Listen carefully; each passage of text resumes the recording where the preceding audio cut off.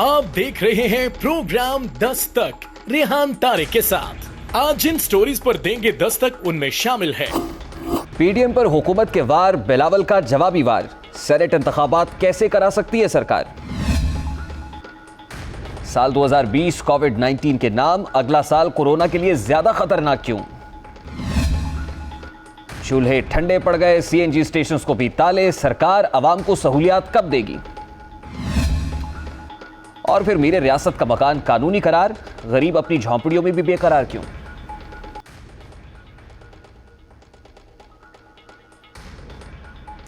अस्सलाम वालेकुम, मैं हूं रेहान तारिक और आप देख रहे हैं 10 तक। मुल्क की सियासत में एक बार फिर एनआरओ की गूंज है। एनआरओ कौन मांग रहा है, यह एनआरओ किससे मांगा जा रहा है, एनआरओ क्यों मांगा जा रहा है। आज वफाकी वजीर इत्तलात व नशरियात शिबली फराज ने प्रेस कॉन्फ्रेंस में इन तमाम तर सवालात का जवाब दे डाला है। वजीर इत्तलात के मुताबिक ऑपोजिशन ने फैटफ कानून साजी को नैब एक्ट में तरमीम से मशरूत किया। नैब कवानीन में ऐसी तरमीम तजवीज़ की गई जिनका बराह रास्त ताल्लुक ऑपोजिशन के खिलाफ चलने वाले केसेस से था। यानी ऑपोजिशन ने नैब में तरमीम की आड़ में हुकूमत से एनआरओ मांगा और यही वो एनआरओ है जो हुकूमत दे सकती है। मैं आपके साथ शेयर करता हूं कि आपको पता होगा कि जो नैब का जो एक्ट है उसमें 38 क्लॉजेज हैं कि 34 शिकों में इन्होंने तरमीम की। इसका बुनियादी जो लुब लुबाब है वो यही है कि जो तरमीम, जो एनआरओ इन्होंने मांगा, जो कि हम दे सकते थे, अब आपको समझ आ गई होगी कि अगर इन अमेंडमेंट्स को हम मान लेते फैटफ को पास कराने के लिए या किसी भी मजबूरी के तहत, तो आज ये सारे वो सिर्फ जो जेलों में वो हैं संग खिश्त मुक़य्यद और सग आज़ाद, वो वाली सूरत हाल होती। हुकूमत ऑपोजिशन पर एनआरओ मांगने का इल्जाम लगाती है। ऑपोजिशन ये कहती है कि बताए तो सही कि एनआरओ मांगा किसने। आज शिबली फराज ने तमाम तर सवालात का जवाब दे डाला है। तहरीक इंसाफ हुकूमत जब से इक़्तिदार में आई है, एनआरओ से मुताल्लिक एक वाज़ेह मौक़िफ़ रहा है। पार्लियामान का फ्लोर हो या फिर press conferences, TV talk shows हो या तकारीर, वज़रा के बयानात हो या खुद वज़ीर आज़म इमरान खान की शोला बयानी, एक ही मौक़िफ़ दिखाई दिया है कि वो ऑपोजिशन को एनआरओ नहीं देंगे। हुकूमत की नजर में हर किस्म के मुज़ाकरात और कानून साजी की राह में हायल वाहिद रुकावट यही एनआरओ है। जितनी कोशिश करनी है करो, ये एनआरओ आपको नहीं मिलेगा। इमरान खान अपनी हुकूमत छोड़ देगा, इनको एनआरओ नहीं देगा। मैंने तो सिर्फ एक चीज कही है कि सारी बातें कर लें, मेरे से एनआरओ ना मांगे। अब सेनेट इंतखाबात कब होंगे, तरीक़ाकार क्या होगा, क्या ज़िमनी इंतखाबात से कबल सेनेट इंतखाबात का इनेकाद मुमकिन है, पीडीएम इस्तीफे देगी या अपोजिशन जमातें इंतखाबात में हिस्सा लेंगी। इन दिनों यही सवालात पार्लियामान हाउस से लेकर आम पाकिस्तानी की जबान पर है। लेकिन नैब कवानीन और एनआरओ का तस्करा समझ से बालातर है। अब सवाल यह पैदा होता है कि हुकूमत सेनेट इंतखाबात, ऑपोजिशन की तहरीक और ज़िमनी इलेक्शंस की बजाय नैब तरमीम का किस्सा क्यों ले आई है। क्या वज़ीर आज़म की जानिब से इस हफ्ते नैब तरमीम के नाम पर ऑपोजिशन जमातों को टारगेट करने का हदफ दिया गया है। क्योंकि आज तर्जुमानों का इजलास हुआ है। आज वज़ीर आज़म की ज़ेर सदारत पार्टी तर्जुमानों और अहम रहनुमाओं का इजलास हुआ है, जिसमें ऑपोजिशन से निपटने के लिए वज़ीर आज़म ने पार्टी क़यादत को खुसूसी अहदाफ दिए हैं। शिबली फराज की प्रेस कॉन्फ्रेंस से बज़ाहिर महसूस हो रहा है कि हुकूमत ज़िमनी इंतखाबात, ऑपोजिशन की तहरीक और ज़िमनी इलेक्शन की बजाय एनआरओ के इल्जामात का राग अलाप कर ऑपोजिशन के खिलाफ तनकीद का मैदान सजाएगी। हुकूमत की जानिब से कबल वक्त सेनेट इंतखाबात कराने की हिकमत अमली सामने आने के बाद सवाल यह है क्या पीडीएम लॉन्ग मार्च और असम्बलियों से मुस्ताफी होने की तारीख पर नजरसानी करेगी। क्योंकि जो डेडलाइन दी गई थी, हुकूमत एक और पैंतरा चला चुकी है। क्या उसको काउंटर करने के लिए पीडीएम भी अपनी स्ट्रैटेजी डिवाइस करेगी। क्या ऑपोजिशन असम्बलियों से मुस्ताफी होकर हुकूमत पर दबाव बढ़ाएगी या ज़िमनी इंतखाबात और फिर सेनेट इंतखाबात का कड़वा घूंट पिएगी। फैसले के लिए आज पीडीएम की स्टीयरिंग कमेटी का इजलास हुआ। इजलास में पीडीएम क़यादत ने दूसरे मरहले को मजीद तेज और मौसर बनाने पर गौर किया। इजलास में ज़िमनी इंतखाबात के बायकॉट, इंतखाबात में इनफरादी या पीडीएम की सतह पर हिस्सा लेने पर मुशावरत की गई। पीडीएम क़यादत ने एहतजाजी रैलियों के हवाले से भी मुशावरत की। इजलास में शरीक बाज़ रहनुमाओं ने ज़िमनी इंतखाबात के बायकॉट की तजवीज़ पेश की। ताहम ज़िमनी इंतखाबात के बायकॉट का फैसला पार्टी क़यादत से मुशावरत तक मुअख्खर कर दिया गया है। दूसरी जानिब आज इलेक्शन कमीशन ऑफ पाकिस्तान ने ज़िमनी इंतखाबात के लिए शेड्यूल का ऐलान कर दिया है। इलेक्शन कमीशन के मुताबिक खाली नशस्तों पर 19 फरवरी को इंतखाबात होंगे। उधर हुकूमत ने कबल वक्त सेनेट इंतखाबात के लिए अपनी कोशिशें तेज कर दी हैं। हुकूमत की जानिब से सेनेट इलेक्शन ओपन बैलेट के जरिए कराने के लिए रेफरेंस की तैयारी शुरू कर दी गई है। रेफरेंस आइंदा चंद रोज में सुप्रीम कोर्ट में दायर किया जाएगा। अटॉर्नी जनरल के मुताबिक ओपन बैलेट से सेनेट इलेक्शन में शफाफियत का नुक्ता सुप्रीम कोर्ट में उठाया जाएगा। रेफरेंस में हुकूमत सुप्रीम कोर्ट से राय तलब करेगी। सेनेट इंतखाबात कबल वक्त होंगे या इनका बर वक्त इनेकाद होगा, शो ऑफ हैंड होगा या ओपन बैलेट ऑपोजिशन और हुकूमत किसी नुक्ते पर इकट्ठे हो सकते हैं। इस वक्त ऑपोजिशन जमातों का मौक़िफ़ बिल्कुल मुख्तलिफ है। Bilawal Bhutto Zardari show off hand के कतई मुखालिफ हैं, जबकि Maryam Nawaz Sharif show off hand की हामी है। इस हवाले से आज बिलावल भुट्टो ने अपनी जवाबी हिकमत अमली सामने। चंद रोज पहले मरियम नवाज ने भी इस हवाले से पाकिस्तान मुस्लिम लीग नून की हिकमत अमली बताई थी। कौमी असेंबली सेनेट के वोट डालने के लिए सीक्रेट वोट का हक उनके पास है, ये जमहूरी हक उनके पास है, ताकि वो तो जो उनको प्रेशर करने की कोशिश करेंगे, वो तो उनको धमकी करने की कोशिश करेंगे, वो उनका दबाव डालने की कोशिश करेंगे, उस दबाव में ना आए। अगर आप शो ऑफ हैंड्स इस वक्त करेंगे तो जो पहली एक या दो पॉलिटिकल पार्टीज जिनके पास मेजॉरिटी है यानी ट्रेजरी और मेन ऑपोजिशन पार्टी, उन्हीं के सेनेटर्स आएंगे। और मैं शो ऑफ हैंड्स के खिलाफ नहीं हूँ। अब अगर पीडीएम की दो बड़ी जमातें शो ऑफ हैंड और खुफिया वोटिंग के मामले पर तकसीम है, तो क्या ऐसी सूरत हाल में ऑपोजिशन का वाज़ेह बयानिया सामने आ सकता है? हुकूमत की जानिब से मुसलसल तेज तरीन स्ट्रोक्स खेले जा रहे हैं, ऑपोजिशन दफाई अंदाज इख्तियार करने पर मजबूर क्यों है? इन तमाम तर सवालात का जवाब देने की कोशिश करेंगे। इस वक्त पाकिस्तान पीपल्स पार्टी के मरकजी रहनुमा कमर जबान कायरा हमारे साथ मौजूद हैं। बहुत बहुत शुक्रिया कायरा साहब आपके वक्त के लिए। कायरा साहब, आज वफाकी वजीर इत्तलात व नशरियात शिबली फराज साहब ने बड़ी धुआंधार प्रेस कॉन्फ्रेंस की है। एनआरओ किसने मांगा, किससे मांगा, सब कुछ बता दिया है। जवाब से मुतमईन आप? देखिए, इन बेचारों के पास और है क्या, कि क्या कहें कौम को। एनआरओ एक ऐसा लफ्ज है जो उनके दिमाग में फंस गया है, और हम इनको बार बार कह रहे हैं कि भाई आपको कौन कह रहा है एनआरओ दो, किसने आपसे कुछ तलब किया? हम तो अपने केसेस अदालतों में भुगत रहे हैं, अदालतों के ऑलरेडी केसेस को आप विड्रा नहीं कर सकते, हम आपसे कुछ नहीं मांग रहे। अरे साहब, वो कहते हैं कि जनाब एक्ट में 34 तरामीम आपने दी थी, उसमें पाकिस्तान पीपल्स पार्टी, पाकिस्तान मुस्लिम लीग नून दोनों शामिल थे, और उसमें दोनों में ये कहा कि हमारे केसेस माफ होने चाहिए, जिस पर हमने बायकॉट किया। ये बिल्कुल गलत बात है। ना कोई केसेस माफ करने की बात कर रहा है, ना कोई केसेस माफ कर सकता है। ये केसेस स्टेट की प्रॉपर्टी है और कानून के तहत चल रहे हैं।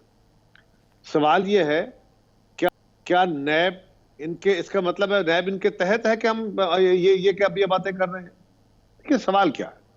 सवाल ये है कि ना बिजली सस्ती, ना गैस सस्ती, ना तेल सस्ता, ना दवा सस्ती, ना चीनी सस्ती, ना आटा सस्ता, ना जिंदगी बहुत सस्ती, ना रोजगार है, ना इस मुल्क के अंदर व्यापार है।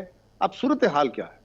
पूरी इकोनॉमी बीमार है, पूरा मुल्क बीमार है, और इनके पास सिवाय यू टर्न के और कुछ नहीं है। कोई एक ऐसा सेक्टर नहीं है जिसमें अपनी कोई कामयाबी या लोगों को कोई रिलीफ ये बता सके कि हमने दिया है। सीएनजी का डाका पड़ा, और क्या हुकूमती परफॉर्मेंस का जो पस मंजर आप दे रहे हैं, इससे तासुर ये मिलता है हुकूमत ज़बू हाली का शिकार है। अगर ऐसा हो तो फिर हुकूमत तो अंडर प्रेशर दिखाई देनी चाहिए, हुकूमती वज़रा, खुद वज़ीर आज़म इमरान खान साहब के चेहरे से परेशानी झलकनी चाहिए। ऐसा दिखाई नहीं दे रहा कायरा साहब। लगता यह है कि पीडीएम की तहरीक से हुकूमत मजीद मजबूत हुई है।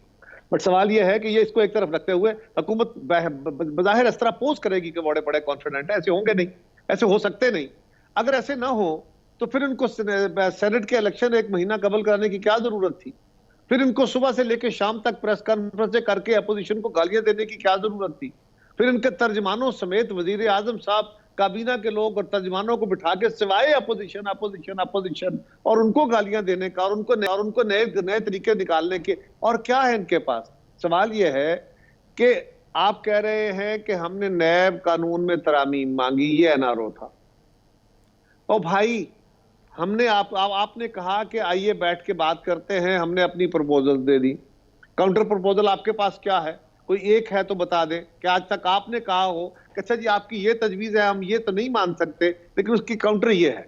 अच्छा, हम तो ये कह रहे हैं कि हमारा अपना एक्सपीरियंस ये है कि इस मुल्क के अंदर बनने वाले बहुत सारे कवानीन लोगों के साथ ज्यादती की सूरत में मुंतज हुए और वो हुकूमतों ने अपने टूल के तौर पे इस्तेमाल किए। इसके ऊपर बेशुमार अदालतों के फैसले मौजूद हैं, हाईकोर्ट भी अदालत। ठीक है कायरा साहब, नैब कवानीन पर तहफ़्फ़ुज़ात ना सिर्फ पाकिस्तान पीपल्स पार्टी के, पाकिस्तान मुस्लिम लीग नून के भी है और खुद हुकूमत के भी है, और फिर सुप्रीम कोर्ट ऑफ पाकिस्तान ने जिन रिजर्वेशंस का इजहार किया वो भी ऑन रिकॉर्ड है। लेकिन बदकिस्मती से इन मामलात को पार्लियामान के अंदर हल होना चाहिए। पार्लियामान के अंदर ना तो हुकूमत बैठने को तैयार है, ना ही ऑपोजिशन बैठने को तैयार है, और फिर खासतौर पर वज़ीर आज़म तो कहते हैं कि एनआरओ के अलावा किसी पर भी बात हो सकती है। अब कायरा साहब, जो पैंतरा इन्होंने सेनेट कबल वक्त सेनेट इंतखाबात का खेला, और अब बाई इलेक्शंस भी अनाउंस हो गए हैं इलेक्शन कमीशन ऑफ पाकिस्तान की जानिब से, क्या बाई इलेक्शंस के अंदर पाकिस्तान पीपल्स पार्टी पार्टिसिपेट करेगी? ये फैसला तो पार्टी क़यादत करेगी कि क्या करना है। मैं उस पर अपनी राय अब नहीं दे सकता। जब पार्टी क़यादत बैठेगी तो उसमें मैं अपनी राय दूंगा। लेकिन सवाल यह है कि हम गवर्नमेंट को क्या कह रहे हैं? हमने फेटफ पे क्या किया? फेटफ कानून तो पास हो गया। हमने क्या कहा? आपने खुद गवर्नमेंट की तरफ से यह तजवीज थी कि नैब कवानीन में तरमीम, शाह मुझसे पूछ, साहब से पूछ लियो जो रिकॉर्ड मौजूद है, और बाकी लोग उनका नाम अभी लेना मुनासिब नहीं है, लेकिन एक वक्त आएगा जब वो भी नाम लेना पड़ेगा और जरूर लेंगे। लेकिन सवाल यह है कि भाई मैं कह रहा हूं हम उस कानून के सुकम को दूर करने की बातें करते हैं। आप कहते हैं कि आप एनआरओ मांग, ओके, आपकी दानिश में ये होगा, आप वो नहीं देना चाहते, वेरी गुड, बहुत अच्छा है। वो तरमीम आप क्या करना चाहते हैं कोई आपके ज़हन में भी तो होगा ना। सुप्रीम कोर्ट जो आपको कह रही है, उठा उठा के केस आपके मुंह पे मार रही है कि ये तरीकाकार नहीं है। बिल्कुल ठीक है, कायरा साहब पॉइंट टेकन, बिल्कुल ठीक बात है। कायरा साहब उसको तो ठीक कर दें। अब सर बाई इलेक्शंस की बात हो या सेनेट इलेक्शंस की बात हो, जैसे कि आप फरमा रहे हैं कि पार्टी फैसला करेगी, लेकिन आज पीडीएम की स्टीयरिंग कमेटी का इजलास भी हुआ। क्या ये इनफरादी तौर पर तमाम तर जमातें पहले तय करेंगी या फिर पीडीएम सतह पर ये फैसले होंगे? मेरा ख्याल है कि ये फैसले पीडीएम के लेवल पे ही हो रहे हैं। हो सकता है, मैं इसके बारे में भी हतमी तौर पे तो नहीं कह सकता, लेकिन बहुत हद तक मुमकिन है कि ये फैसला पीडीएम के लेवल पे हो। सेनेट का इलेक्शन तो गवर्नमेंट खुद भागी हुई है। आप तो कह रहे थे बड़े कॉन्फिडेंट है, आप जरा खुद बता दीजिए ना कि 1 महीना कबल इलेक्शन कराने की तजवीज है। कभी वजीर आजम कहते हैं शो ऑफ हैंड के जरिए होगा, फिर 2 दिन धुलाई होती है मीडिया में। अब सारे कानूनदान कहते हैं, सियासतदान कहते हैं कि भाई ये मुमकिन है कि सेनेट का इलेक्शन शो ऑफ हैंड से नहीं होता। फिर आता है अच्छा नहीं वो हम ओपन बैलेट के जरिए कराने की तजवीज है। ना वो हो सकती है, ना 1 महीना कबल की तजवीज का कोई जवाब आ सका है अभी तक कि क्यों हुकूमत 1 महीना कबल इलेक्शन कराना चाहती है। और फिर ये बड़े पुरएतमाद हैं, फिर हुकूमत के पांव बड़े मजबूती से खड़े हुए हैं। ये उधारी सी हुकूमत है, इस बेचारी का क्या चलना है? कायरा साहब मैं आपसे ये जवाब चाहूंगा। देखिए, एक तो शो ऑफ हैंड्स वाला मामला, ये ओपन बैलेट का मामला है। ये शिकायतें रही हैं तमाम तर जमातों को कि सेनेट इंतखाबात के अंदर हॉर्स ट्रेडिंग होती है। तो कमर जमान कायरा साहब क्या समझते हैं कि क्या ओपन बैलेट होना चाहिए? नंबर 2 ये, क्या जिस वक्त आप पार्टी सतह पर या पीडीएम सतह पर बैठेंगे तो ये तजवीज़ देंगे कि आपको सेनेट इंतखाबात के अंदर पार्टिसिपेट करना चाहिए या बाई इलेक्शंस कंटेस्ट करने चाहिए? मैं क्या राय दूंगा मैं आपके जरिए नहीं दे सकता, मैं क्योंकि मुझे वो फोरम अवेलेबल है और उस फोरम पे बैठ के मैं अपनी राय दूंगा। मुझे ये इख्तियार नहीं है क्योंकि मैं तंजीम का हिस्सा हूँ। मैं फ्री नहीं हूँ कि मैं अपनी राय मीडिया के जरिए दूं, मैं उसी फोरम पे दूंगा। लेकिन जहां तक ताल्लुक ये है कि हाउस ट्रेडिंग होती रही तो यहाँ तो कौमी असम्बली के लिए भी वोट बिकते हैं, सूबाई असम्बलियों के लिए भी वोट बिकते हैं, हुकूमतें बनाने के लिए भी खरीदो फरोख्त होती है, बैग चलते हैं, पता नहीं क्या क्या तमाशे होते हैं। अदालतों के ऊपर भी बहुत सारे सवाल आए गए, कभी बैग बातें हुई थी, एक दौर था। लेकिन सवाल ये है, हम तो सिंपल ये कह रहे हैं भाई कि हुकूमत वक्त, अगर ये इसका इरादा दुरुस्त था तो ये सिर्फ सेनेट के इलेक्शन के लिए नहीं। हम तो कह रहे थे ना कि इलेक्शन कमीशन के कवानीन में इलेक्शन आजादाना फेयर इलेक्शन कराने के लिए इलेक्टोरल रिफॉर्म्स की तरफ चलो। 2.5 साल तक तो याद नहीं आया, और अब भी सिर्फ जब अपने ऊपर आया कि अब हमारे लोग टूटेंगे तो उसके ऊपर आके इलेक्शन के बिल्कुल कबल, और वो भी उस वक्त जब आप अपोजिशन को 2.5 साल तक गालियां दे दे के सारे जहान की मुगलजात कह के अल्टीमेटली जब अपोजिशन ने आपके खिलाफ महाज बना लिया, उन्होंने फैसला कर लिया, आपको डेडलाइन दे दी, अब आप कह रहे हैं कि आइए बैठ के इसके अंदर तरमीम करते हैं, जबकि तरमीम हो गई नहीं। अब अपोजिशन आपके साथ बैठने का से इनकार कर चुकी। कायरा साहब, लास्ट बट नॉट लीस्ट, क्योंकि मरियम नवाज साहिबा ने भी कहा कि शो ऑफ हैंड्स के जरिए से वो इंतखाब चाहती हैं, लेकिन वक्त दुरुस्त नहीं है। यही बात आप कह रहे हैं कि दिस पॉइंट इन टाइम ये तरमीम की बात करना दुरुस्त नहीं है, यानी प्रिंसिपली शो ऑफ हैंड्स या ओपन बैलेट से आपको इख्तलाफ नहीं है, वक्त के ऊपर इख्तलाफ। ये नहीं कहा मैंने, तो ये नहीं कहा। मैंने तो ये कहा कि अगर हुकूमत के हाथ इस पे साफ भी थे तो ये कम्प्रिहेंसिव तरमीम लाते जिसमें ओवरऑल सारे इलेक्शंस के प्रोसेस को नीट एंड क्लीन किया जा सकता, ये मुगलजात दूर हो सकते। लेकिन हुकूमत पहले खुद बड़ी कोशिश, तरद्दुद, मेहनत, जद्दोजहद और वजीर आजम साहब की बड़ी मेहनत से अपोजिशन और हुकूमत के दरमियान ये फासला खड़ा हुआ। अपोजिशन आपके खिलाफ तहरीक लेके चल पड़ी, और अब आप कह रहे हैं कि आइए बैठ के मुज़ाकरात करते हैं और एक और तरमीम करते हैं आइन में, जबकि ये मुमकिन नहीं है। तो ये क्या है? ठीक है, बहुत शुक्रिया कायरा साहब आपके वक्त के लिए। पाकिस्तान पीपल्स पार्टी के मरकजी रहनुमा कमर जमान कायरा हमारे साथ मौजूद थे। अभी एक ब्रेक लेंगे, जिसके बाद बात करेंगे कि बरतानिया में कोरोना वायरस ने शक्ल कैसे बदली और नई शक्ल का वायरस कितना खतरनाक हो सकता है। इस मामले को उठाएंगे इस ब्रेक के बाद। हमारे साथ रहिए।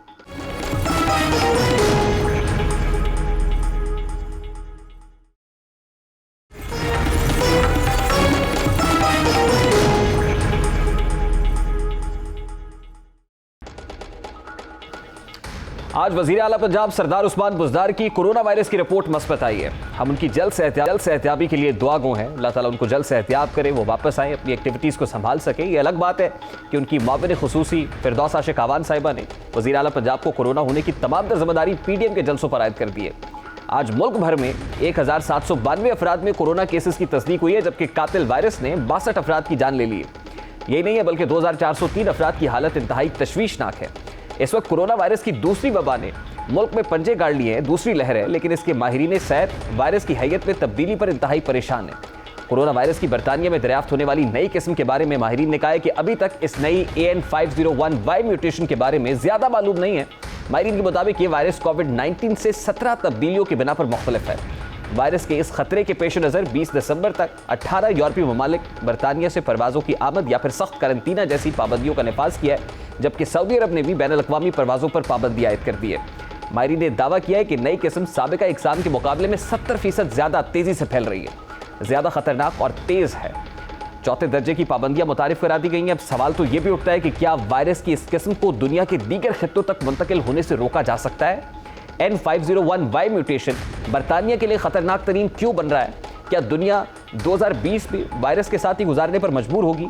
क्या कोरोना वायरस की वैक्सीन नई किस्म के वायरस के लिए मौसर साबित होगी? तमाम तो सवालात का जवाब देने की कोशिश करेंगे। इस वक्त बरतानिया से डॉक्टर राजा अमजद रियाज कियानी हमारे साथ मौजूद हैं। बहुत बहुत शुक्रिया डॉक्टर साहब आपके वक्त के लिए। डॉक्टर साहब, सबसे पहले तो ये कहिएगा कि बरतानिया भर में वायरस की एक नई शक्ल देखी जा रही है। क्या ये वायरस कोरोना वायरस से मुख्तलिफ है? अगर मुख्तलिफ है तो किस तरह, और फिर क्या इसको भी कोरोना वायरस ही कहा जाएगा या कोई मुख्तलिफ नाम दिया जा रहा है? बहुत अच्छा सवाल है। नहीं, ये बिल्कुल कोरोना वायरस ही है। वायरस की हैसियत होने से ये वायरस म्यूटेट या बदलते रहते हैं, तो ये बुनियादी तौर पर कोरोना वायरस ही है, लेकिन इसकी थोड़ी बहुत ही शक्ल बदल गई है। इस बारे में दो बातें करनी है कि क्या कितना बदला है और इसके असरात कोई डिफरेंट हैं या सेम हैं। आज तक जो इंफॉर्मेशन हमारे पास है कि कोरोना वायरस की जो मेन प्रोटीन है, जिसको S प्रोटीन कहते हैं, वो म्यूटेट या बदल गई है और कोई अभी हमें म्यूटेशन नजर नहीं आए। तो बुनियादी तौर पर यह कोरोना वायरस ही है और जो इस वक्त टेस्ट और इलाज के जरिए हैं वही रहेंगे। तो डॉक्टर साहब, क्या समझा जाए कि कोरोना वायरस की शक्ल बदलने से यानी म्यूटेशंस होने से अब कोरोना वायरस ने अपनी शिद्दत में मजीद इजाफा कर लिया है और ये वायरस ज्यादा खतरनाक हो गया? नहीं, इसका अभी तक कोई सबूत नहीं है। खाली म्यूटेशन होने से ये जरूरी नहीं है कि वो ज्यादा डेंजरस या अग्रेसिव या इसमें कोई ज्यादा तब्दीली आ जाए। डॉक्टर साहब, मैं यही आपसे जानना चाहूंगा कि कोरोना वायरस के तरियाक के लिए एक बहुत बड़ी उम्मीद पैदा हुई थी कि वैक्सीनेशन आ गई और बरतानिया में भी ये वैक्सीनेशन अप्लाई होना शुरू हो गई, लेकिन अब इस नई शक्ल के वायरस के सामने आने के बाद क्या वो वैक्सीनेशन कारगर साबित होगी? क्योंकि जैसा कि आप कह रहे हैं कि अभी बहुत सारी स्टडीज बाकी हैं कि जैसे जैसे वायरस म्यूटेट कर रहा है, हैयत बदल रहा है, शिद्दत में इजाफा हो सकता है, बहुत सारी ऐसी परतें हैं जिनका खुलना भी बाकी है। तो क्या वो वैक्सीनेशन एप्लीकेबल होगी इस किस्म के वायरस पर भी? बिल्कुल सही, बहुत अच्छा सवाल है और यही सवाल हर जबान पे है। लेकिन हमारे पास जो इंफॉर्मेशन अभी है कि जो वैक्सीनेशन है वो बिल्कुल इस पे काबू करेगी। जो वैक्सीनेशन है हमारी बॉडी में इम्यूनिटी पैदा करेगी और वो इम्यूनिटी कोरोना वायरस को दबा के रख देगी। आज तक जो सबूत है, स्टडीज है, उसमें ऐसी कोई बात नहीं आई कि ये जो नया वेरिएंट है इस पे वैक्सीन काम नहीं करेगी। वैक्सीन बिल्कुल काम करेगी और दरादर हम इस काम पे लगे हुए हैं कि ज्यादा से ज्यादा लोगों को वैक्सीनेशन कराएं। अच्छा डॉक्टर साहब, अभी तक जो रिजल्ट्स आपके सामने आए हैं, जो क्लिनिकल ट्रायल्स भी हुए हैं, जिन लोगों पर ये वैक्सीन अप्लाई हो रही है, तो उनके नताइज कितने हौसलामंद हैं अभी तक? देखें, अभी तो ज्यादा से ज्यादा 30-40 हज़ार लोगों को वैक्सीनेशन मिली है। जो इनिशियल इंडिकेशंस हैं इस बारे में वो एक्सीलेंट है। एक दो थोड़े से रिएक्शन हुई है, इसमें कोई मोर्टेलिटी यानी कोई आदमी इससे डेथ नहीं हुई है। और डॉक्टर साहब, शायद इसकी बुनियादी वजह भी वही म्यूटेशंस है जो वायरस मुसलसल कर रहा है। अब इख्तिसार से ये बता दीजिएगा डॉक्टर साहब कि बरतानिया भर में जो पाबंदियां आयद की जा रही हैं, अब एक खदशा क्योंकि ये भी है कि खुदा न खास्ता ये वायरस मजीद ममालिक में ट्रैवल ना कर जाए। यूरोपीय यूनियन भी इस हवाले से सर जोड़े बैठी है, तो इसको रोकने के लिए और अगर ये ट्रैवल करता है तो इसके तदारुक के लिए मजीद कितना खतरा हो जाएगा इस वायरस के गिर्द घेरा तंग करने में? देखें ये सब जो रिस्ट्रिक्शन लगी हैं, फ्रांस ने रिस्ट्रिक्शन लगा दी, जर्मनी, बेल्जियम, कनाडा, सऊदीया, ये जो लगी हैं ये सब एहतियातन है, प्रिकॉशनरी हैं कि अभी लोगों को इस म्यूटेशन की पूरी शक्ल नजर नहीं आई, लेकिन जो इनिशियल इंडिकेशंस हैं कि ये इतना सीरियस बात नहीं है। जो हमारी वैक्सीन है, जो हमारा प्रोग्राम है, इस पर काबू करने पर ठीक रहेगा और as briefly it's nothing to worry about. लेकिन एहतियात इस बात में, पेंडेमिक में एहतियात करना नहायत जरूरी है। ठीक है, बहुत बहुत शुक्रिया डॉक्टर साहब आपके वक्त के लिए। एक जानिब वायरस की नई किस्म ने यूरोपीय यूनियन को मुश्किलात में मुब्तला कर दिया है। क्रिसमस से कबल यूरोपीय ममालिक में लॉकडाउन की सख्त पाबंदियां नाफिज की जा रही हैं, तो दूसरी जानिब कोरोना वैक्सीन के हवाले से अच्छी खबरें मिलने के बाद कई किस्म की अफवाहें गर्दिश कर रही हैं। सबसे पहले आपके सामने ब्राजीलियन सदर का एक मज़ाक़खेज़ बयान रखते हैं, जिन्होंने बैनुल-अक़वामी दवासाज कंपनियों को तनकीद का निशाना बनाते हुए कहा है कि कंपनियों को कोई फर्क नहीं पड़ता कि औरतों की मूछें उगाएं या मर्द मगरमच्छ बन जाएं, जबकि कंपनीज तो अपनी वैक्सीन को मौसर असरात से पाक करार देती हैं। उनके इस बयान पर बैनुल-अक़वामी मीडिया उन्हें खूब तनकीद का निशाना बना रहा है, लेकिन पाकिस्तान में कोरोना वैक्सीन के हलाल व हराम होने पर बहस हो रही है। इसके अलावा प्रोपेगेंडा किया जाता है कि कोरोना वैक्सीन के जरिए ट्रैकिंग डिवाइसेस इंसानों में लगाई जा रही हैं। इस प्रोपेगेंडे पर बात करेंगे, इन अफवाहों में किस कदर हकीकत हो सकती है। वज़ीर-ए-आज़म टास्क फोर्स बराए साइंस एंड टेक्नोलॉजी के chairman professor doctor Ataur Rahman हमारे साथ मौजूद हैं। बहुत बहुत शुक्रिया डॉक्टर साहब आपके वक्त के लिए। कोरोना वैक्सीन को लेकर बहुत सारी कंफ्यूजन्स हैं। एक पब्लिक परसेप्शन ये है कि कोरोना वैक्सीन जब लगाई जाती है तो उसके जरिए से डीएनए तब्दील करके जानवरों या फिर किसी और मखलूक का जो है वो डीएनए जिस्म में शामिल किया जाता है, जिससे होता क्या है कि मजहब, महरम रिश्तों जैसे पहचान और फिर तौलीदी सलाहियत खत्म हो जाती है। ये एक पब्लिक परसेप्शन है या कंफ्यूजन है, इसको क्या नाम दिया जाए डॉक्टर साहब? ये खाली अफवाहें हैं, इनकी कोई बुनियाद नहीं है। लेकिन ये जो अफवाहें हैं ये सिर्फ दो कंपनियों की वैक्सीन के बारे में है जो कि मैसेंजर आरएनए टेक्नोलॉजी इस्तेमाल कर रहे हैं, जो कि नई टेक्नोलॉजी है। और मैसेंजर आरएनए जो है वो डीएनए का इंफॉर्मेशन लेकर और फिर आगे प्रोटीन सिंथेसिस में इन्वॉल्व होता है। तो ये पहली दफ़ा ये वैक्सीन जो दो कंपनियां हैं, एक फाइजर है और एक मॉडर्ना है, दोनों अमेरिकन कंपनीज हैं। लेकिन इसके अलावा बहुत सारी और कंपनियां हैं जो दूसरी टेक्नोलॉजी इस्तेमाल कर रही हैं, जो आम तौर पे इस्तेमाल होती आई है, जैसे वायरस को कमज़ोर करना। तो इस वक्त कई चाइनीज़ कंपनीज हैं, 3 चाइनीज़ कंपनी हैं और इसी तरीके से डॉक्टर साहब गालिबन ये पहली बार हुआ है कि मैसेंजर आरएनए वैक्सीन तैयार की गई है। तो एक और सवाल भी सर उठा रहा है, वो ये है कि मैसेंजर आरएनए वैक्सीन इतनी जल्दी कैसे तैयार कर ली गई? अगर इतनी जल्दी तैयार की जा सकती होती तो फिर पहले क्यों नहीं हुई? बात यह है कि इन्होंने शॉर्टकट्स लिए हैं। जितनी कंपनियां हैं, तकरीबन 150-200 कंपनियां इस वक्त इन्वॉल्व है वैक्सीन तैयार करने में, जिसमें 9 कंपनियों की वैक्सीन फेज 3 क्लिनिकल ट्रायल्स या तो मुकम्मल हो चुके हैं या आखिरी मराहिल में हैं। तो इन्होंने बहुत से शॉर्टकट्स लिए हैं। बल्कि जो रशियन वैक्सीन है उन्होंने तो इसको फेज 3 किया भी नहीं, सिर्फ फेज 2 के बाद मार्केटिंग शुरू कर दी है, क्योंकि वो पैसा कमाने के लिए वो जल्द से जल्द मार्केट करना चाह रहे हैं। तो ये बहुत से शॉर्टकट्स लिए हैं और इमरजेंसी के तौर पे इसकी ड्रग रेगुलेटरी अथॉरिटीज हैं, उन्होंने अमेरिका में और यूरोप में अप्रूवल भी दे दिए हैं। डॉक्टर साहब बहुत सारे तहफ़्फ़ुज़ात में से एक रिजर्वेशन ये भी है कि इससे ह्यूमन माइंड को कंट्रोल किया जा सकेगा। कोई नैनो टेक्नोलॉजी बेस्ड माइक्रोचिप जिस्म में लगाई जाएगी जिससे इंसानी दिमाग को कंट्रोल किया जा सकेगा। जी ये मैं भी सुनता रहा हूँ कि इस तरह की चीजें आ रही हैं, लेकिन अभी तक कोई साइंसी एविडेंस इस तरह की बिल्कुल नहीं है। और ये लोग जो है अफवाहें फैला रहे हैं। अगर उनको शुबा है और ये कहा जा रहा है माइक्रोसॉफ्ट इन्वॉल्व है और अमेरिकन कंपनियां इन्वॉल्व हैं, तो आप अमेरिकी वैक्सीन ना लगाइए, आप चाइनीज वैक्सीन लगा लें, आप ब्रिटिश वैक्सीन लगा लें। दूसरी भी ममालिक की वैक्सीन अवेलेबल हैं जो कन्वेंशनल टेक्नोलॉजी पे हैं, जो आम टेक्नोलॉजीज पे हैं, जिसमें वायरस को कमजोर करके एडमिनिस्टर किया जाता है या जिसमें कोल्ड वायरस के अंदर थोड़ी सी प्रोटीन चेंज करके उसको दिया जा रहा है। वो तो स्टैब्लिश टेक्नोलॉजीज हैं। अगर शुबा है तो फिर अमेरिकन वैक्सीन को एक तरफ रख दिया जाए, आप ये वाली वैक्सीन। और डॉक्टर साहब, हुकूमत पाकिस्तान की सतह पर हमारे यहाँ जो क्लिनिकल ट्रायल्स हो रहे हैं वो तो चाइनीज वैक्सीन है, और चाइनीज वैक्सीन इन वैक्सीन से कितनी मुख्तलिफ है, और फिर उनके जो है वो ह्यूमन बॉडी के ऊपर या माइंड के ऊपर क्या इम्पैक्ट्स हो सकते हैं, और उनके साइड इफेक्ट्स क्या हैं डॉक्टर साहब? जी, ये दो कंपनियां हैं जो यहाँ पाकिस्तान में कर रही हैं। एक कैंसिनो बायो है जो कि कर रही है, और दूसरी जो है वो सिनोफार्म है। दोनों बहुत बड़ी कंपनियां हैं, बहुत रेप्यूटेबल चाइनीज कंपनीज हैं, और इनके जो रिजल्ट्स आ रहे हैं बहुत हौसला अफजा हैं। पाकिस्तान में कोई 15-20 हज़ार लोगों पे ट्रायल्स हो चुके हैं, और फिर और बढ़ाया जा रहा है इनको। तो ये जो है ये कम्प्लीटली सेफ होंगी। कोई 90 से 95% के दरमियान रिजल्ट्स आ रहे हैं इफेक्टिवनेस, तो बड़े अच्छे रिजल्ट्स आ रहे हैं जो अभी तक रिपोर्ट हो रहे हैं, और दुनिया में दूसरे ममालिक में जो किए हैं उनके भी बहुत अच्छे रिजल्ट्स हैं। तो इनमें कोई दिमाग को कंट्रोल करना या कोई और मुज़िर असरात बिल्कुल इस तरह के नहीं हैं। थोड़े बहुत साइड इफेक्ट्स होते हैं कि आपको एक दिन बुखार होता है, उसके लिए आप पैरासीटामोल ले लें, या जहाँ पे इंजेक्शन लगाया जाता है वहाँ थोड़ा सा दर्द होता है एक दिन, और उसके बाद साफ हो जाता है। लेकिन जिन लोगों को कोई एलर्जी की शिकायत है उनको नहीं लेनी चाहिए इस तरह की वैक्सीन, क्योंकि वो फिर शिद्दत पकड़ सकती है। या फिर जो ऐसी औरतों को जो हामिला हैं उनको नहीं दी जाती, तो कुछ लोगों को नहीं देनी चाहिए, बाकी लोग जो हैं वो ले सकते हैं। डॉक्टर साहब, बड़ी अजीब सी बात मालूम होती है, लेकिन कुछ खवातीन को ये बताया जा रहा है कि अगर वो ये वैक्सीन लेती हैं तो उनके जिस्म पर, उनके चेहरे पर गैर ज़रूरी बाल उगाते हैं, इस तरह की बातें भी की जा रही हैं। तो खवातीन मेरा ख्याल है कि जानने में बहुत इंटरेस्टेड होंगी कि उनको बताया जाए कि क्या ये बात दुरुस्त है जो हमारे यहाँ वैक्सीन के ट्रायल्स हो रहे हैं उनमें? जी नहीं, ऐसी बात बिल्कुल गलत है। ये इस तरह के कोई इफेक्ट्स नहीं हैं।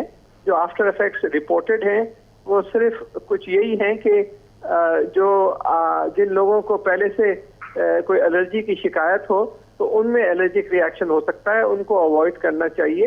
बाकी जो आफ्टर इफेक्ट्स, ये जो चाइनीज वैक्सीन जो यहाँ पे ट्रायल की जा रही है, कोई सीरियस यहाँ पे साइड इफेक्ट नहीं देखा गया।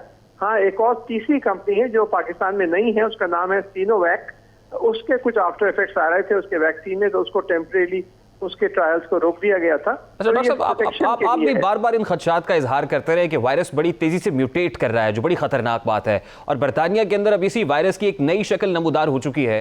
डॉक्टर साहब, जो वैक्सीनेशन का अमल जारी है, इसके लिए कितना मोहलक साबित हो सकती है अगर वायरस की कोई नई शक्ल नमूदार हो जाती है या कोई नई शक्ल का वायरस सर उठाता है? तो ये बहुत अहम सवाल किया है आपने, क्योंकि जो ये पहली दफा ये वायरस से इस वक्त साइंसदान जो हैं वो मुकाबला कर रहे हैं। ये पिछले 1 साल हुए हैं इसको डिस्कवर हुए, और इसके बारे में कि ये क्या कितनी शक्लें तब्दील करता है। अभी जो है कराची यूनिवर्सिटी में जो Jamilur Rahman centre for genomics research है, जिसमें state of the art facilities हैं, हमारा ही इदारा है, उसमें हमने 109 म्यूटेशन तो हम देख चुके हैं, और खासतौर पे ऐसी जगह पे म्यूटेशन भी देखी हैं जिससे इसकी एग्रेसिवनेस बढ़ जाती है। जो स्पाइक एस प्रोटीन जो जीन्स जो प्रोड्यूस करती हैं, तो वो इसके जो फैलाव है वो काफी तेजी से बढ़ सकता है।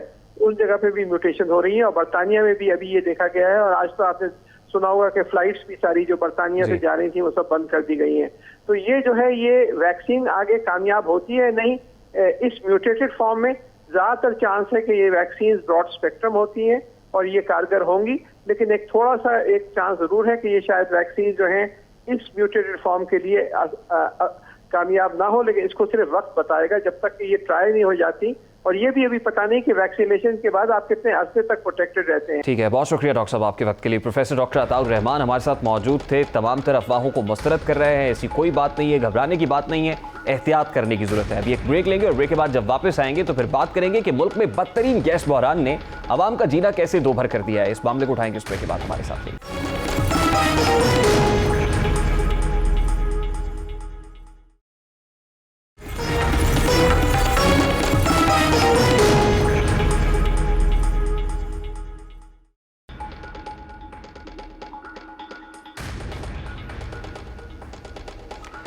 वज़ीर-ए-आज़म पाकिस्तान के मुशीरों और मुआविनीन खुसूसी के बयानात, धुआंधार तकारीर और तफसीलात पर मबनी प्रेस कॉन्फ्रेंसेस देखी जाए तो मुल्क में दूध और शहद की नहरें बहती हुई महसूस होती हैं, यानी रावी चैन ही चैन लगता है। लेकिन हकीकत इसके बिल्कुल बरक्स है। जिस वक्त अवाम को आटे की तलब थी तो मुल्क में आटा ही नापैद हो गया। जिस वक्त चीनी की जरूरत पेश आई तो मार्केट से गोया मिठास ही गायब हो गई। अवाम ने सस्ता पेट्रोल खरीदने की कोशिश की तो पेट्रोल पंप से तेल ही गायब हो गया। गर्मियों में बिजली तो गोया एक ख्वाब सा बन गई। जहां बिजली मौजूद थी वहां बिल सारिफीन पर बिजली बनकर गिरे। एक बहरान के बाद दूसरे बहरान ने सर उठाया, लेकिन हुकूमत के कानों पर जूं तक नहीं रेंगी। हर बहरान के बाद एक कमीशन बनाया जाता है, अपने ही दोस्तों के नाम आते हैं, सजा की बजाय रिपोर्ट सी के मामले को दबा दिया जाता है। अब मुल्क में सर्दी की शिद्दत में इजाफा हुआ तो गैस के बहरान ने सर उठा लिया। हुकूमत की जानिब से बर वक्त फैसला न करने के बायस इस वक्त मुल्क में गैस की किल्लत पैदा हो चुकी है। जब हुकूमत को इंतजामी नाकामियों पर तनकीद बनाया जाता है तो एक नई तावील पेश की जाती है। अगर मैं फालतू LNG ले आऊं तो मैं उन 1/3 महीनों में क्या करूं उस LNG का? मैं उसको हवा में छोड़ूं, 1100 की मंगवा के 150 रुपए पे बेचूं? मैं क्या करूं उसका? सर्कुलर डेट क्रिएट करूं? इस जो डोमेस्टिक गैस है वो आप सबको मालूम है कि 7.5% एनुअल डिक्लाइन पे चल रही है। हम कल कैबिनेट कमेटी ऑन एनर्जी में वीक बाय वीक अगले 2 महीने का प्लान प्रेजेंट कर रहे हैं और हमें बहुत उम्मीद है कि प्रेशर के इश्यूज तो आएंगे जो हमेशा आते हैं सर्दियों में, लेकिन कोई major across the board shortage इंशाल्लाह हमारी कोशिश है कि नहीं होगा। वज़ीर-ए-आज़म के मुआविन ख़ुसूसी नदीम बाबर साहब कह रहे थे कि मुल्क में वाफर मिकदार में गैस मौजूद है, मजीद नहीं ले सकते, लेने के लिए उनके पास कोई फैसिलिटी मौजूद नहीं है, गैस हवा में छोड़ेंगे। इस वक्त क्या सूरत हाल है वो सबके सामने। मुल्क में गैस किल्लत में इजाफे के साथ ही सुई नॉर्दर्न गैस प्राइवेट लिमिटेड ने जीरो रेटेड इंडस्ट्री के लिए बिजली पैदा करने वाले कैप्टिव पावर प्लांट्स को RLNG की फराहमी बंद कर दी है। CNG और खाद के शोबों को RLNG की फराहमी पहले ही बंद कर दी गई है। गैस किल्लत में इजाफा हाल ही में इसी वजह से सामने आया है कि नाइजीरिया से LNG कार्गो जिसे 18 दिसंबर को पहुंचना था, इसे 4 रोज की ताखीर हो गई है और अब वो पोर्ट कासिम 22 दिसंबर को पहुंचेगा। लेकिन नदीम बाबर दावा करते रहे हैं कि जरूरत मुल्क में गैस मौजूद है। जनवरी के लिए हमें जितनी LNG चाहिए हमारे पास ऑलरेडी लॉक्ड बुक्ड अवेलेबल है। चले ये कोई additional load shedding other than What we communicated to the cabinet से हमने 3 हफ्ते पहले gas load shedding plan approve करवाया, जिसमें यह है कि जी CNG और कैप्टिव जनरेशन सिर्फ इनको कटेल किया जाएगा अगर शॉर्टेज होगी। इस प्लान में कोई चेंज नहीं है। मैं कौम को यह तसल्ली देना चाहता हूं कि इन 2 चीज़ों के अलावा किसी इंडस्ट्री को, किसी डोमेस्टिक सेक्टर को कोई इशू नहीं है। हमें जितनी LNG चाहिए हमने ऑलरेडी अरेंज की हुई है। अब सवाल तो उठता है, सवाल पैदा होता है कि अगर मुल्क में गैस मौजूद थी तो सनतों और CNG स्टेशंस को गैस क्यों नहीं दी गई? इस वक्त कराची से पेशावर मुल्क भर में घरेलू सारिफीन को भी गैस मैसर नहीं है, लेकिन हुकूमत को आवाम की आवाज़ क्यों सुनाई नहीं देती? किराया दूं जो गैस भरवाऊं, सिलेंडर का गैस बहुत महंगा हो जाता है, हम लोग नहीं ले सकते, बच्चे हमारे भूखे चले जाते हैं काम पर, खाना नहीं खाते, हम सारा दिन भूखे रहते हैं, हमारे घर गैस नहीं आता, हमारे पास पैसे नहीं है गैस भरवाने के लिए। लोगों के बच्चे सुबह नाश्ते थे बगैर जा रहे हैं, भूखे जा रहे हैं। अब गरीब लोग सिलेंडर किस तरह इस्तेमाल करेंगे? 150-200 रुपए किलो गैस है। 3-4 महीने हो गए बिल्कुल गैस नहीं है। गैस तो नाम निशान नहीं है गैस का। कम गैस आ रही है और इस वजह से ना हम नाश्ता सही बना सक रहे हैं, ना पानी गर्म सही हो सकता है। खाना बनाने वक्त यही कि जब गैस खोलो जब वो धीमी गैस चलती है। हम लोग होटल से खाना खा रहे हैं, अब हम लोग जो कमा रहे हैं 500-600 रुपए हमारी दिहाड़ी है। 500-600 में हम 300-400 रुपए का खाना खा देते हैं, 200 रुपए में हम लोग क्या करेंगे? हम लोग मजदूर आदमी है, हम मजदूरी करें या बिल भरते रहे? बिजली का बिल ऐसा, गैस का बिल ऐसा, हम करें तो क्या करें? घंटा आती है 5 घंटे बंद है, इसलिए हम लोग इतने परेशान हैं। हमारी सैलरियाँ इतनी है नहीं जितने की हम गैस भरवा लेते हैं। गैस तो आती नहीं है, जब आती है तो वो रात के टाइम आती है, तकरीबन रात 2-2:30 बजे तकरीबन। कराची से पेशावर तक आवाम इस वक्त किस मुश्किल से गुजर रही है, आपने उनकी जुबानी सुना। कोरोना लॉकडाउन के बाद सनतों का पहिया घूमने ही लगा था कि अब गैस बहरान की सूरत में एक और बिजली गिर पड़ी है। सनतें तो क्या मुस्तफीद होती, आम आदमी के चूल्हे के लिए भी गैस मैसर नहीं है। 2 सालों से सिर्फ दावों के सहारे आवाम को ख्वाब दिखाए जा रहे हैं। क्या ये अच्छा होता कि 2.5 सालों के दौरान गैस बहरान के खात्मे के लिए इकदामात भी किए जाते हैं, नए LNG टर्मिनल्स बर वक्त बनाए जाते, गैस पाइपलाइंस बनाई जाती, लेकिन तमाम तर दावों के बावजूद, वादों के बावजूद भी हुकूमत ये करने में नाकाम रही है। नदीम बाबर अब आकर दावा करते हैं कि अगले महीने से काम शुरू हो जाएगा, यानी 2.5 साल में अब तक काम शुरू नहीं हुआ है। हुकूमत के लिए इस वक्त ऑपोजिशन जमातें या एहतजाजी मुजाहरे खतरनाक नहीं है, बल्कि बदइंतजामी, नाकिस मनसूबाबंदी और फैसलों में ताखीर ही हुकूमत के लिए चार्ज शीट साबित हो रही है। अवामी सर्वेस हुकूमत पर अवाम के कम होते एतमाद की निशानदेही कर रहे हैं। यकीनन ये अवामिल हुकूमत के लिए नेक शगुन साबित नहीं होंगे। ज़रूरत सब्र की है कि हुकूमत दावों की बजाय अमली इक़दामात करे ताकि अवाम का सरकार पर एतमाद बहाल हो सके। बेअमल दिल हो तो जज्बात है, धरती बंजर हो तो बरसात से क्या होता है अमल लाजमी तकमील तमन्ना के लिए, वरना रंगीन ख्यालात से क्या होता है। अभी एक ब्रेक लेंगे और ब्रेक के बाद जब वापस आएंगे तो फिर बात करेंगे कि मीर रियासत का घर कैसे कानूनी बना, मीर रियासत के घर को कैसे लीगल प्रोटेक्शन मिली है। इस मामले को उठाएंगे इस ब्रेक के बाद। हमारे साथ रहिए।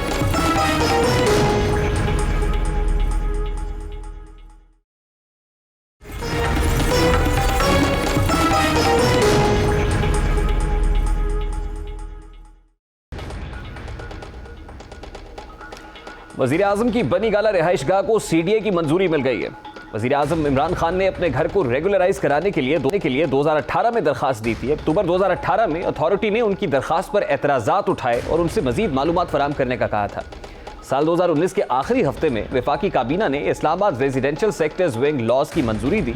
इन कवानीन के जरिए जोन 2, 4 और 5 में गैर मजाजी तामीरात के मालिकान को अपनी इमारत सीडीए से रेगुलराइज करानी होंगी। इस हवाले से वाज़ेह अहकामात जारी किए गए। कवानीन की मंजूरी के बाद सवाल उठाया गया कि इससे वज़ीर आज़म समेत कई गैर कानूनी इमारतों के मालिकान मुस्तफ़ीद होंगे।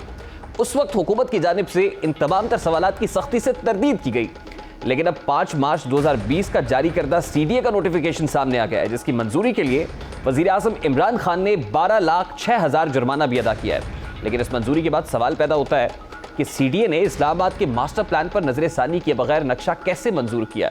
एक ऐसा नक्शा जिस पर माजी में सीडीए एतराज़ उठा चुकी है, उसे किन बुनियादों पर मंजूर किया गया है? क्या वज़ीर आज़म और काबीना ने महज बनी गाला को कानूनी हैसियत देने के लिए कवानीन में तरमीम की है? वज़ीर आज़म माजी में अपोजिशन जमातों को इक़्तिदार के गलत इस्तेमाल पर तनकीद का निशाना बनाते रहे हैं। वज़ीर आज़म के यही वादे आज अपोजिशन उठा रही है। आज उस साकिब निसार साहब के एनआरओ के ऊपर 12 लाख रुपए देकर इमरान साहब ने अपना गैर कानूनी घर को रेगुलराइज कराया। गरीबों को उनके घरों से बेदखल किया गया, उनके घरों को मिसमार किया गया, उनको सड़कों पर ले आया गया। और दूसरी तरफ मेरे कप्तान का जो अपना घर है, वजीर आजम इमरान खान साहब का जो अपना जाती महल है बनी गाला में, उसको रेगुलराइज किया जा रहा है। ये वो तहफ़्फ़ुज़ात हैं जो आज अपोजिशन वज़ीर आज़म इमरान खान की रिहाइशगाह से मुताल्लिक़ उठा रही है। मीर रियासत वज़ीर आज़म इस्लामी जमहूरिया पाकिस्तान मोहतरम इमरान खान, यकीनन आप कानून की बालादस्ती पर यकीन रखते हैं।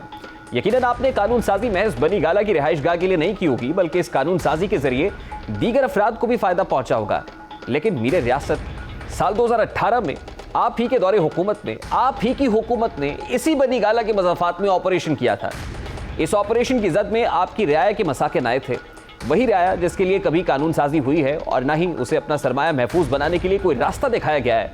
मीर रियासत आप कब्जा माफिया के खिलाफ कार्रवाई के लिए 5 IG बदल सकते हैं, लेकिन मीर रियासत इस आम आदमी के लिए भी कोई कानूनी रियायत कर लें जो रहीम यार खान से बनी गाला तक ऑपरेशन क्लीन अप की जद में आया है, जिसका आशियाना मिनटों में सरकारी मशीनरी ने तिनकों की माने उड़ा दिया है। मीर रियासत यकीनन आपके दिल में इस कौम का दर्द है।